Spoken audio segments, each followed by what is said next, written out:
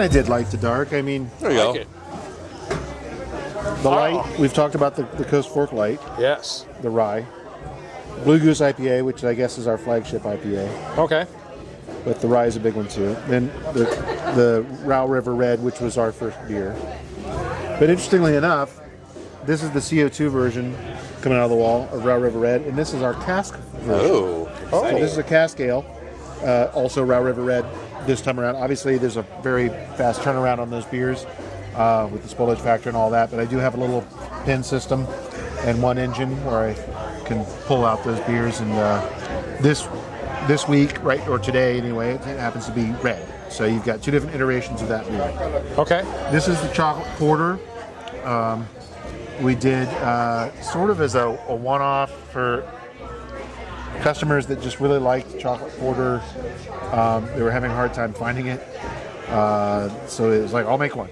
So and now I'm making it all the time. I thought it was going to be a one-off, but it's not. All right. Silk Creek Stout.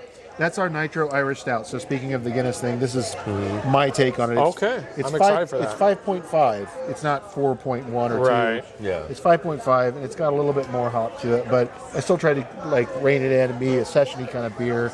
And then I do it on nitro. And then the Clover Stout is more like the tropical Australian type stout, so pretty robust. Okay. Interesting. So all right, real quick, you mind if I stick this on this pocket? There we go. Sure, is that better? That'll be much better, I hope. All right, guys, welcome to the flight review at Coast Fork Brewing. We're joined today by the brewer himself, Steven. And we've got a whole 8 beers here right off your guys' tap. I'm excited to try them all. And he just kind of went through about which each one is. We'll start light, and we'll go to the dark as far as color goes. Mm-hmm. Right. But actually, this is the light, so it's right on. It is the light. It's perfect. Solid. So you guys stay tuned. I believe after this video, probably the next weekend or whatever, you guys are going to see the whole story behind the brew here. But there's a little sneak peek, a little bit of what to expect when you guys show up here to try a beer. And we're going to dive into each one, and then we're going to give it a rating at the end. We always give our flights a rating, so I'm excited to do that. Right now, it already has a great number, Dave. Great numbers. I mean, we haven't even touched the flight. We haven't. We have tried at least 2 or 1. The light beer. See, I haven't tried the light beer. We're going to try this first. Here it is. Beautiful color. And it's a light beer from a craft brewery. Mm-hmm. Dave knows what I think about it. I love light beers from craft breweries. Justin loves light beers. It gives everybody a spot, and it gives a delicious take on a light beer. All right, so here it is. Was it 4.5%, correct? 4.5. 4.5. A lot of flavor, almost a little citrus flavor in that, and I really like that. A little bit of skank on the nose there. Little, I like that. Yeah, a little skunky. It's sauce hops. Yep, like just that. a little bit. Well, I really like that. That lager yeast, it's pretty sulfury too. Wow, on the nose you're thinking a nice hoppy, Right. but it's so smooth. It's smooth. It's got a lot of flavor up front, and then just a clean finish. Like so easy to drink. I really enjoy that beer. Yeah, I like it. I like it. It's a good light. No complaints. Up next, this is the rye. And I'm not a light beer drinker. Rye IPA, yeah. The rye IPA, a nice golden color on that. What's the IBUs and ABV on this one? 7% on 7% alcohol and 70 on the IBU. Ooh, I can smell that rye. It smells really good. Oh, wow. No, this one's been a long-time personal favorite of mine anyhow. So I know how good this is. It's got a good piney finish. Yeah. Up front, it's real kind of little malty, little caramel sweetness up there, just a little bit. And then it kind of pines up at the end, but has a really good aftertaste. Yes.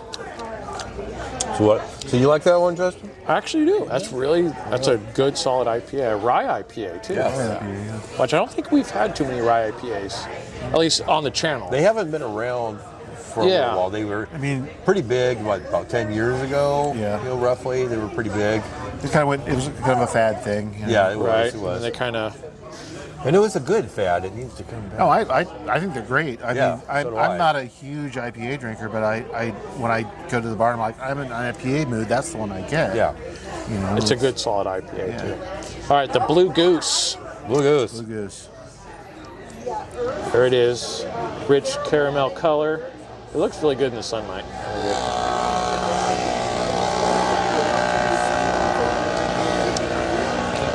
Wow. A lot of malt in that beer. Yeah, this Malt? is my go-to. I mean, I really like the rye, but this is always my go-to. It's got this sweet little tang that sticks around. Yeah. Right up front, and then throughout the whole experience, it's a real sweetness on the lighter end. I like that flavor. We did a thing, I don't know, a few years back. There was sort of a local beer festival thing, and I was talking to one of the other Oregon brewers, and he was like, "Oh, that was the only IPA I had there at the time. We only had 2 beers at the festival." And he said, "I'll tell your IPA." And he was like, he took a sip, and he was like, "Oh, you put malt in your IPA." And I'm like, "I do." Yeah. Thank you. Yes. Like, because it's always such a hot bomb thing, you know. We're conditioned at this point that IPA is, but IPA is actually a really broad category. It is. It is. And a Northwest IPA and an English IPA are 2 very different things. Very different things. So this is sort of, I probably didn't do the tradition any favors by blurring the lines, but this is sort of the meaning of the 2. Okay. The hops are Northwest, but the malt profile is absolutely English. Yeah. That's what Blue Goose is. That's a really good. I like And that I think a it's lot. a wonderful combination. Now, Stephen, don't be afraid to correct me here, okay? We're doing this in front of a brewer. We rarely get to do that. So if I'm saying something, or this is our via first say, flight no, video with the brewer. No, you don't ever say that again. I'm really not that kind of guy because just as often or more it happens to me. So I don't want to be that, you know. I know what it feels like to be on the receiving end of that. Like, oh, I just said that and I was totally wrong. I'm sorry. No, I'm. You guys, you're fine. Awesome. All right. We love doing it, and it's fun to have actually the person who made it right here. Yeah. To be Yeah, able to totally. Explain it. All right. So this is the red. Now you kind of gravitate, I feel like, to this red. This is like it's almost the love of this brewery. It's an important beer for us because it was our first beer, and having run the tap house for so long, and discovering that even though this is the Northwest and it's Oregon, that the local beer drinker in this town, at least, was not IPA centric. Right. In fact, we figured out early on when we were just a tap house that Cottage Grove loves red. So that was the first beer we made, you know. So, and it's an Irish red. It's really malt forward. It's got a lot of dark crystal malt in it. It's even a little bit raisiny, which I don't mind. Just like a good red should be. But you know, the people that like red seem to like the beer, and so wow, yeah. You know, I mean, I feel like we kind of built the whole thing on this beer. Yeah, a little raisin, just a little bit of that. Kind of currenty. Yeah, almost a little grady too on the back end. I like that. It's a very unique red. I like the red. We've had a lot of reds. A lot of Northwest reds they tend to lean more towards like kind of a biscuit bread kind of thing. Yeah, I can see that. I wanted kind of like just a full-on blast of caramel, which might not be it to everyone's taste, and I get that. Yeah. Just a hint of that. It almost cleans up like a porter would, like that aftertaste. Yeah, well, that's that Irish brewing technique where there's one hop Gotcha. addition. It's the beginning of the boil, and you don't do anything else. Okay. You know, rather than doing the staggered hop additions, you know, Irish brewers, they chuck them in at the beginning, and that's it. That's it. What's the ABV on that one? 5. 5. Drinks like a 5. Super Yeah, easy to yeah. drink. 20% or 20 IBU. Yeah, excellent full-bodied red. Nice Yeah, and full-bodied smooth. red. I mean, I've had some a little bit more higher on the malt end of it, or higher on the IBUs. I mean, this is like what I Great, call right across the board. around here. I call it like the millwright beer because they got all these guys that, you know, they get up at 4 in the morning and go to the mill, and they get off at 1:32 in the afternoon, and they come in and they get a red. They're Right. covered in dirt and This- sawdust. They sit there in their Carhartts and they Yeah. drink a red. And I'm like, yes. This tastes like that scene. This tastes like you just Yeah. got off work. You're, That's got it. that smell of the pine, and you're ready for that. It's beer. your traditional pine after work thing Yep. before you go home and deal with the next part of your shift, which is home life. That's exactly how I can that's- see that. yeah. I love it. All right, so this is the cask red. So this is the It's same cask. thing, but But in cask. cask. So it's cask conditioned. There's no forced CO2. It's just built whatever carbonation it has, which is not much, Okay. in the cask, and then it's hand pumped out with the beer engine, just like they did in merry old England. Awesome. Nice. Awesome. All right, And Dave. it's bizarre because these two are actually from the same bright tank. Wow. It's the same beer. And A lot of they're difference. way Big difference? Oh, A lot of difference. I can smell the difference right off the bat. it's strange, isn't it? It is strange. Yes. I can't figure. I mean, I can taste the resemblance of the regular red. Well, you're going to have some Easier to oxidization drink. because of the Yeah. because of the hand pump, because oxygen is being allowed into the cask, and actually from day 1 to day 5 it's going to change anyway due to that. Wow. Which is why nobody does this anymore, because of the spoilage factor. Yeah. But also it totally changes the way that the palate Yeah, for sure. perceives the beer. A little more And then- bitter on the and back then- end. and there's no harsh carbonation. It's all natural No, carbonation. it's very smooth. Smooth and up what- front. what it you gets get is what you bitter get. at the Yeah. back end of it. But I mean, it's this is why this different. is the whole flat and warm myth of European beers. You Yeah. know, cellar temperature is 55 degrees roughly. So this one is.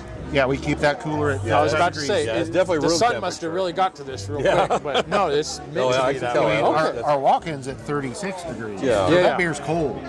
right. It's- You know, Yeah. Okay. That's cool. Outside the United States, most beer is room temperature. it's warmer. Or 50s. warmer, Yeah. Right.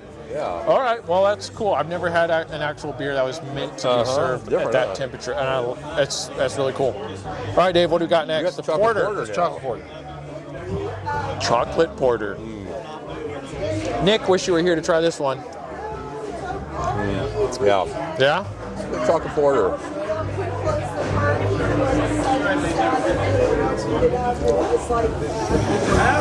It's not overly chocolate. You feel still it's a porter. It's not a stout. Yeah, I didn't want to do any like chocolate extract or any of that nonsense. I just Yeah. used a German Weyermann chocolate wheat, which is a great way to get chocolate into your Yeah. beer. You know, Yeah. Up front, it comes in real smooth, and it kind of gets a little bitter. That chocolatey Yeah. cacao style bitter Yes. comes in.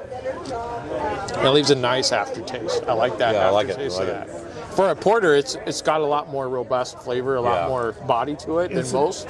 it is another session beer. It's kind of more in line with the old London porters, you know, which were really, you know, stout is short for stout porter. So Okay. porter is really the origin beer No, I didn't know that. to That's, stout. that's good to know. And so, you know, it's actually just a really, really dark red. It's not a black beer per se.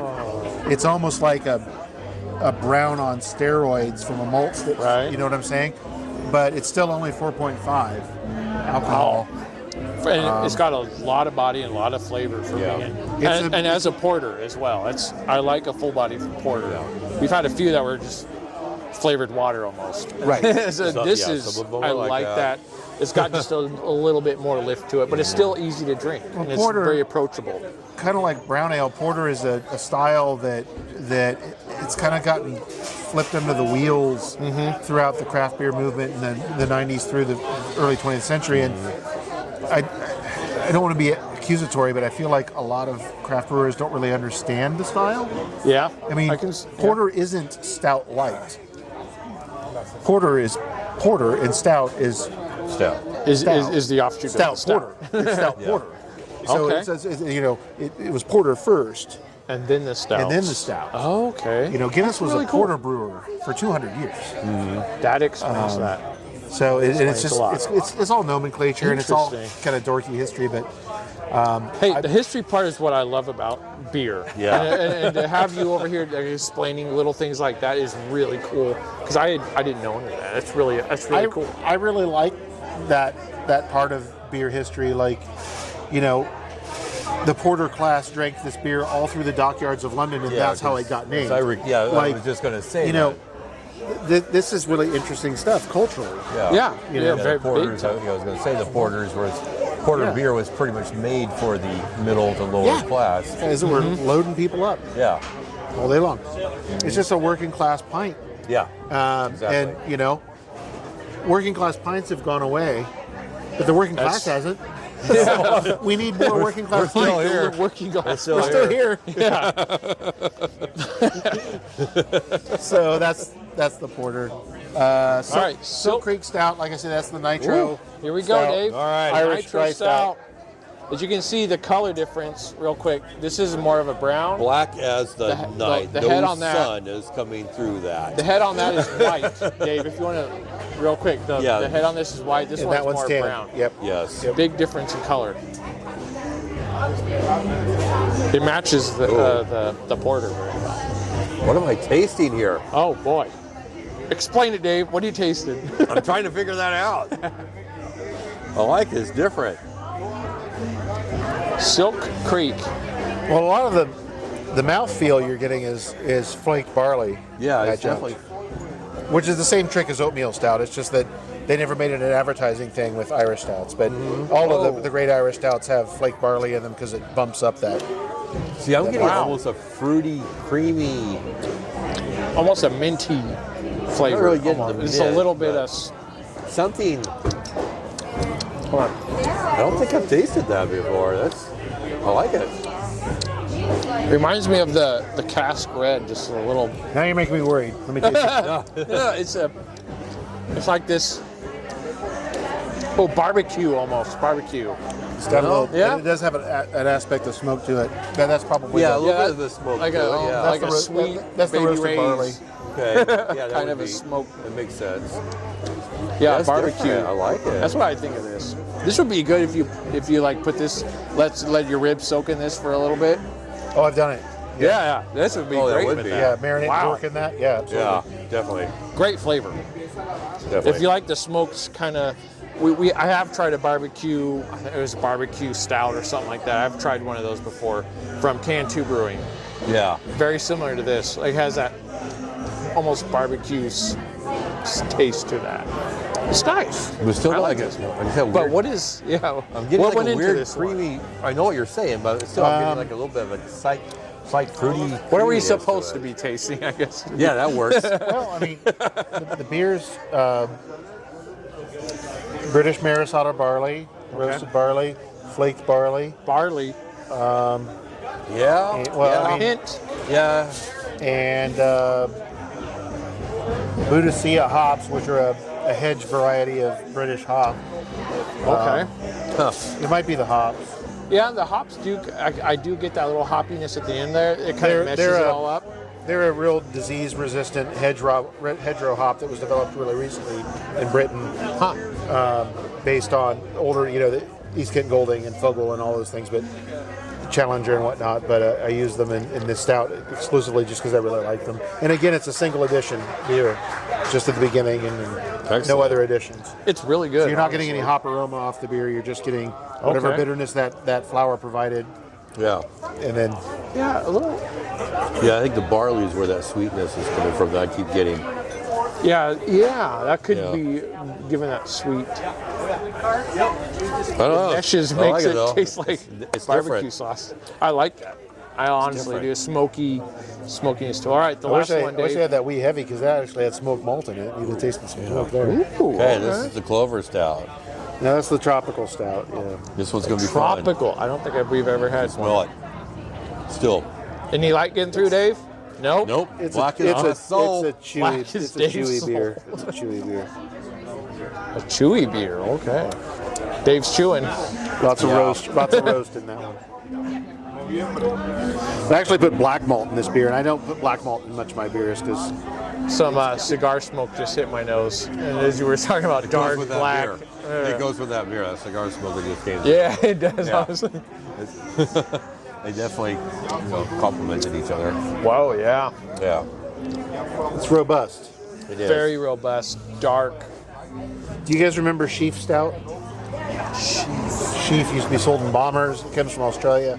Okay, that one, you got me on that one. Nope. It's hard to find anymore in the States, like many that are gone now from the States.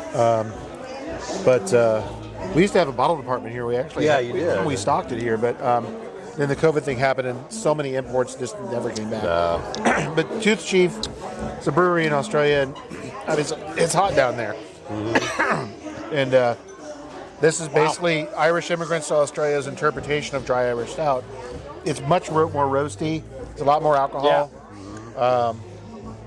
It's weird. It seems counterintuitive to want to drink a thick, black, high alcohol beer in a tropical place. But yet, you look at Jamaica, they use the 9% version of Guinness in Jamaican cooking to do the jerk chicken and the jerk pork. Oh, okay. The Guinness punch. Like, it's a whole thing. You don't need to drink as much of it. So it's like the opposite of the Red Stripe thing where you're drinking a pale lager to cool off. You just, one and done kind of thing. Guys, stay tuned for the Behind the Brew episode. You'll get all the Guinness talk.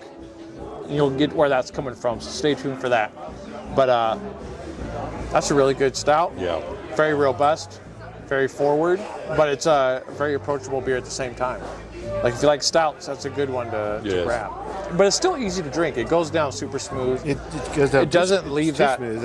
It doesn't stick in your teeth. Kind of a stout. No. We've had some thick boys on the show. I mean, I got some dryness going on right now. A little dry, in the mouth.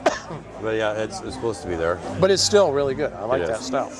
So far, every single beer here. Dave, let's rate these each flight separate because we got the dark end, we got the lighter end. I say we rate them separately because they're both totally separate flights that you can pick up yourself on a 4-beer flight. So let's start with the lighter end, Dave. I'm going to give this a solid.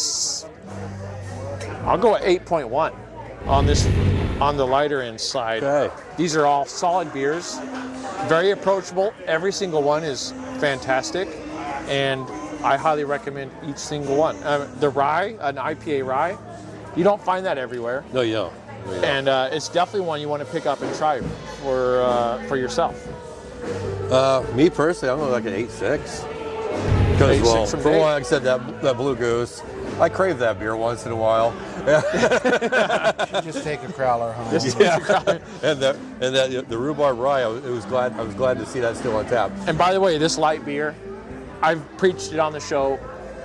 Craft breweries, small breweries need to make at least one light beer. And that is a great and it's such beer. A delicious full body beer. It hits you up front and then dissipates into a nice easy drinker, and that's exactly what should be out here. And I love that. Good job, great work. Yes. Every single one of these, fantastic. Yes. All right, Dave, you can start us off on the dark end since you're a dark man. Dark man, You love the dark beers.